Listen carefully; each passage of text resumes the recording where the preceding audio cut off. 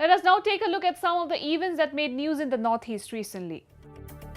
A high-level meeting was held between Centre and Bodo leaders recently to review the implementation of Bodo Accord. According to Bodoland People Front's leader Chandan Brahma, the review was for the implementation of the Clause 8 of the Accord, which mentions that the Bodos and Kacharis living in Karbi Anglong, Dima Hasao areas should be granted hill tribe status.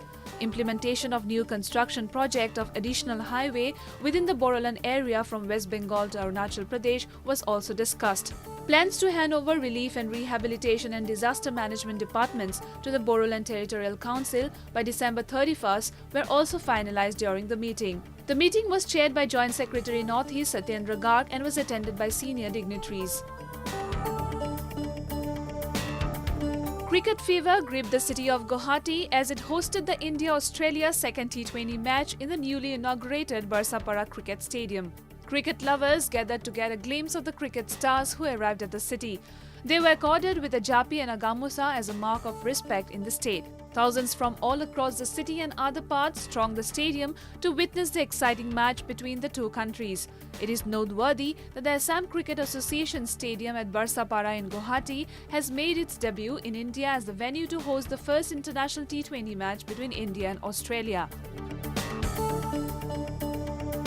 Minister of State for Parliamentary Affairs, Water Resources, River Development and Ganga Rejuvenation, Arjun Ram Meghwal recently inaugurated the New India We Resolve to Make program in Shillong.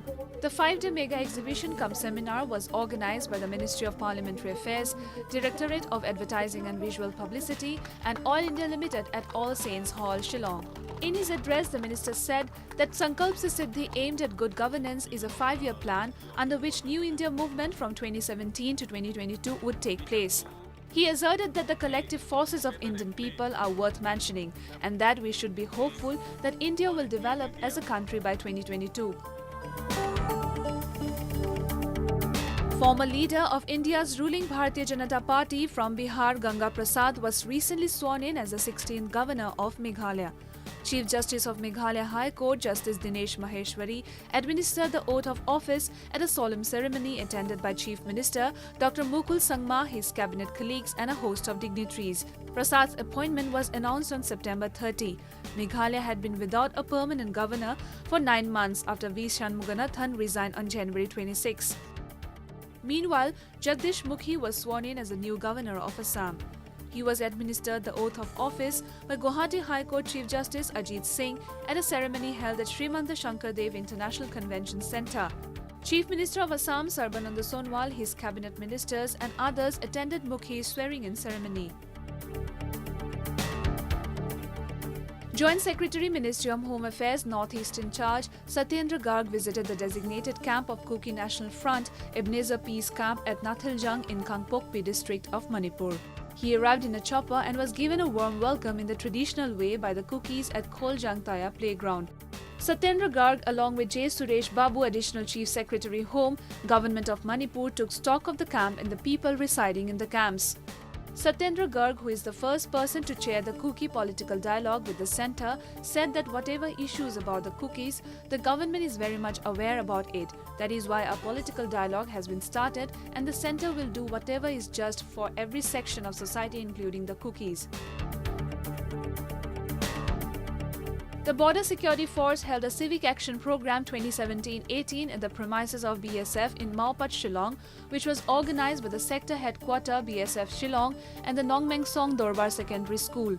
Hundreds of school children from all across the state gathered to be a part of the program. Chocolates and other essential products like tennis bat and ball, etc. were distributed among the students.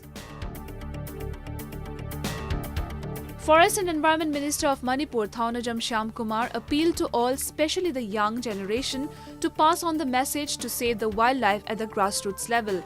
He said that a world without wildlife would inevitably lose its ability to sustain all forms of life due to the complex balance of nature and the interdependency of species on one another. He was speaking as a chief guest at the grand finale of the 62nd Wildlife Week celebration 2017 at the Manipur State Film Development Society Auditorium, Palace Gate, Imphal East, which was organized by Forest Department under the theme Celebrating Rights of Wildlife.